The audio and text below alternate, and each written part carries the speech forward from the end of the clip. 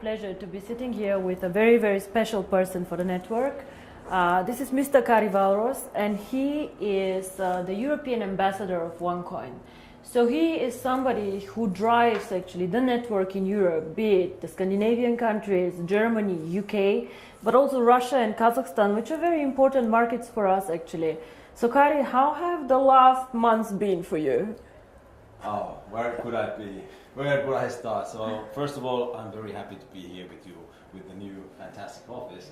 But since I started my travel as an ambassador, it has been an amazing journey for me. I've been a kind of a rock star in this industry long time, but actually this is created me first time in my life to be a little bit humble, but absolutely honorable to have to work with the people, because I never seen so many happy people in my life ever. So wherever I arrive, people are happy and smiling and very polite, and it feels like a big family which is being created all around. So it's been an amazing experience so far. So I know you want to ask me some questions, but before we do this, I want to ask you one. We all know that I'm more a financial person and not so much in the network, but share with me, why do you think people like OneCoin so much? What is the reason that they get excited by the concept and like it? I think first thing is because there are no demands. It's, you can join and you are not asked to do anything. That is something that people are attracted to. And once they get the right information, which is, by the way, not really available because there is so many wrong information, but once you give them the right information, it's so simple and clear and understandable. And I think because there is no demand and people see that they belong something. Mm-hmm. They belong something bigger, and this is how I think it is the most important thing. Well, this makes me, of course, very, very happy. Now, you want to ask me a few questions, so go ahead. Well, of course, I work basically in Europe and CIS. So, what Europe means to OneCoin? Well, Kari, we started actually. OneCoin was when we started. It was strongest in Hong Kong and in China. So we opened the first office in Hong Kong, and we received huge support from these markets. China is a very, very interesting country. They love innovations, they love cryptocurrency, and they supported us in the beginning very, very much. Then when I speak about cryptocurrency and the users of cryptocurrency, I believe the emerging markets will be the users actually of cryptocurrency, not so much Europe, because Europe is spoiled. If I want to send money from Bulgaria to Sweden, it's very fast, yeah? It goes really, really fast. Or the guys from Germany to UK. It is not that difficult, like, for example, from Singapore to India. But what for me is special about Europe is Europe normally are the earliest adopters to any technology. Very, very sophisticated people who understand innovation, who are the first ones trying it out. So whenever they get excited about something, it gets quite big actually in the world. All the iPhones and all this, they started in the US, but the Europeans also like this a lot. And I think the European market currently gives us huge support to roll out to the emerging markets. Even if they do not use the cryptocurrency so much, they practically enable all these people who will join later in Africa and in other markets to use OneCoin. For example, let's say you hold 10,000 OneCoins, and in 3 years you decide to sell a part of this. Your buyers most probably will come all from emerging markets, because these people, they do not want to buy the currency as an investment, they want to buy it as a payment system, as a carrier of value. So for example, maybe some Indian person will buy 100 OneCoins from you in Singapore to be able to send this 100 OneCoins to his wife in India. And this is why I think Europe is extremely important. You cannot build a global currency, fast, borderless payments without Europe. We are one of the most developed markets out there, and I have huge support here. A lot of the leaders come from Europe, and I think this is one of the most important markets that we have actually. All right, well, I'm working in an area that is pretty much known as a wealthy area. Europeans are a wealthy country, and also Russia, Kazakhstan, Ukraine, Right. it's really wealthy countries. And they asked me the questions. Well, I know how I answer, but what is it? Because they are limiting the coin sales. So what is your answer to that? That why we are limiting the coin sales?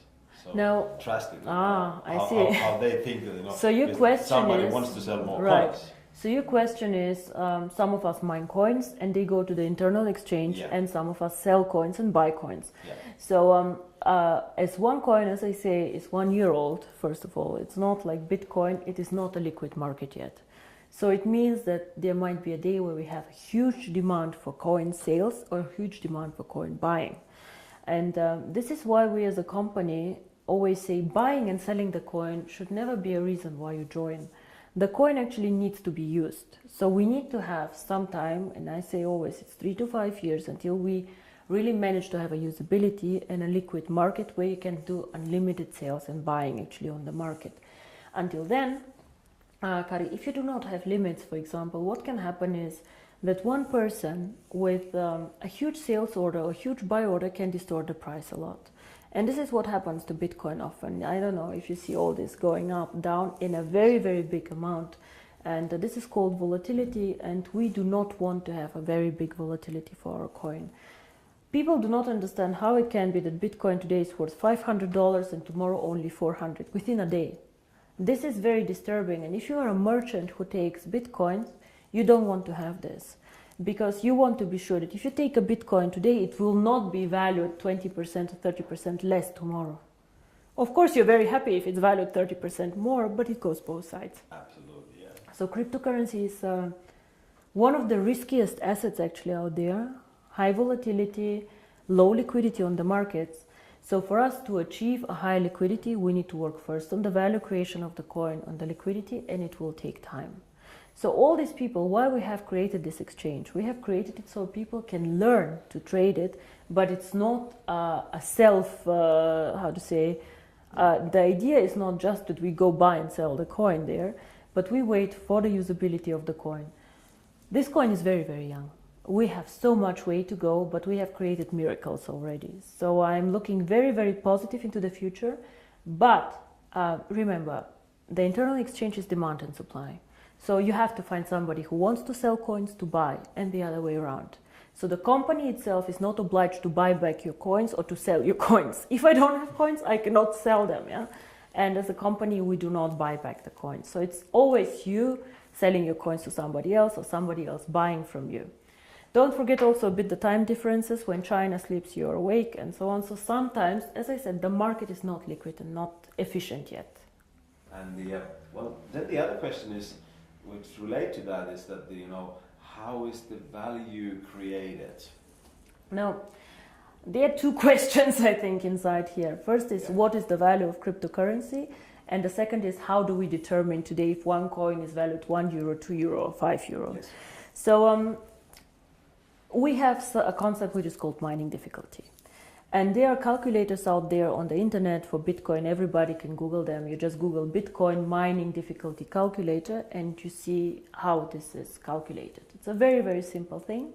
You calculate, one is electricity costs for the mining, and the second is computer power. So to mine a coin, you need obviously a computer to do some calculations and electricity to get the computer running. So depending on these two things, the mining difficulty grows or goes down. It goes both ways. It can go up, it can go down. The more miner join, however, the more people who want to mine, the higher the mining difficulty goes, because more of them are in the pools. And this is, of course, what happens to OneCoin. So you can simulate this with these calculators. It's nothing that OneCoin invented. And this is how we today measure the value of the coin. Yeah? So we say if it costs us €5 to create the coin due to electricity, the servers and the computer power, this is what we think is the appropriate price. Of course, it fluctuates up and down based on demand and supply, but always in a corridor actually that we have set. So this is how we determine the price today. And the second question that you had actually is, but one day we go to the open market, so how do we know what is the value of this cryptocurrency? Why is Bitcoin worth $400 and not 1,000 or whatever? And here, in my opinion, there are two things how we determine the value of cryptocurrency. Cryptocurrency is not backed up by anything. We know this. So it's actually worthless. So it's not backed up by gold. It's not backed up by any other asset. OneCoin is not backed up. Yeah? Bitcoin is not backed up. But there's still value inside, and I tell you why. One is, first of all, the brand. Bitcoin currently have a very strong brand. Everybody knows them. They were the first one. Of course, there are always good and bad things about the brand, but they are very well known. Milka Chocolate is a very well-known brand. Procter & Gamble are a very, very strong brand. So the more people joining OneCoin and the more people speaking about OneCoin, the stronger our brand becomes.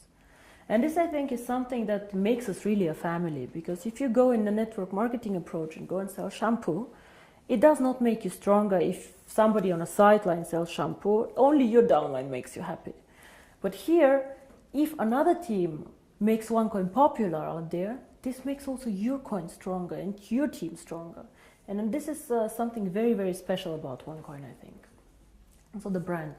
And we have currently about 2 million paid members. In the database, we have over 10 million people who know about OneCoin. So we for sure have more users than Bitcoin, for sure. We are different, we are in a different system, but there are 2 million people who tomorrow could start using the coin if we want to. And this is great. So this is one part of the value, but most people use Bitcoin currently as value storage, like gold. I put it in the safe and I keep it there, which is okay, but a bit of a dangerous concept. Everything that goes up can also go down, and you're not special.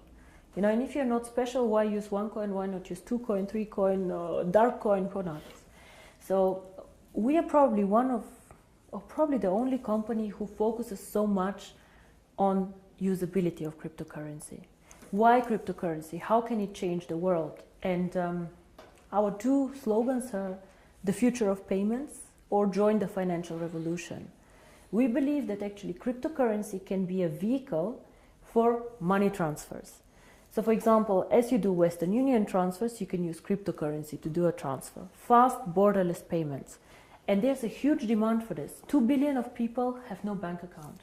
2 billion. Of course, we cannot capture all of them.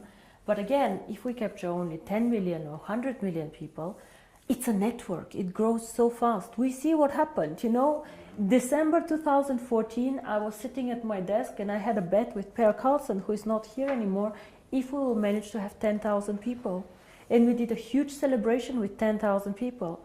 Today we have 2 million after 12 months. It is incredible. And this is the network effect. The more people know about OneCoin, the more they will come and the stronger the brand becomes. Everybody talks about MLM today, that it's pyramid, whatever you call it. For me, I have worked with this for a very long time. For me, it's one of the biggest industry today in the world. But if I ask you, why did you choose to do MLM, to build this company up? I know that you have a background in financial everything, but why did you do this? It was not an easy decision, first of all, to do network marketing. When I started OneCoin, my vision was to do cryptocurrency. And outside in the industry, I did not know the industry well, to be honest. I knew some people who were working there and who are either personal friends or good acquaintances, so who I trusted. But what I saw in the beginning were some companies who really went bankrupt in a bad way, owing money to their members, money to their people. But I also saw some mainly product-based companies who are doing a very, very good job out there and an impressive track record. So I saw that not everybody is bad or not everybody is good. So it's an interesting industry. Why I chose it for my cryptocurrency? I believe that we as a cryptocurrency can be only successful if we have many users in a global network. And to be honest, I did not see a better distribution model for this. I did not see another way to attract people in to the cryptocurrency and these people to be spread out geographically so well. OneCoin can work only if it does cross-border payments. So if I have OneCoin only in China or only in Europe, it will not work well. We need the emerging markets, which is Asia, Thailand, Philippines, India, Africa, very, very interesting. These are the users of the coin. And if I would have gone in a traditional way, let's say with an IPO, with big investment funds, these people can buy, let's say, 100 million of coins, but they keep them, they do not use them.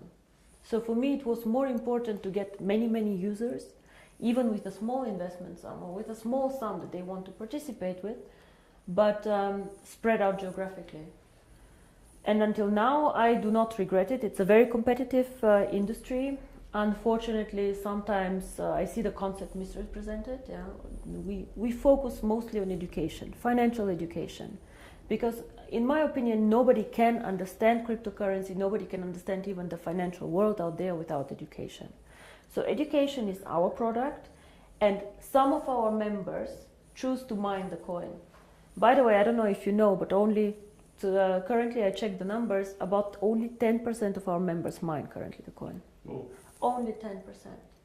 So a lot of the people, or I think most of them, actually participate in the program for the education. And this is something that makes me really happy, because this is what we are. We would like to foster a financial revolution, and financial revolution always comes with knowledge, education, and I think this is a very, very big part of the company. Now, Per, you asked me about the future of the network once all coins are mined. Now, I see the network as its own system, as our own ecosystem, and I will never go and sell shampoo in this network. This will never happen, because I have never done a network marketing company before, and I do not plan to do ever again a network marketing company. But the network itself is a value. It's a business that you guys are building. And for us, of course, it's also a value, because we can push our ideas through this network, and we can do a lot of things there. So to me, the ideal future of the network is to push, even when all coins are mined, the value of the coin. Be it to attract merchants for the coin, be it to create products who are connected to the value of the coin. And all what this network should focus on is something that somehow enhances the value of the coin. You guys know that we did some acquisitions, actually, some networks that joined us. For example, Conligos, OPN. All these networks somehow helped us to build up the coin. Either they had interesting software for us, or they were geographically interested. But we never let somebody join us just because it's good or just because it's more people. We always strategically think of the future of the coin and how to make it stronger.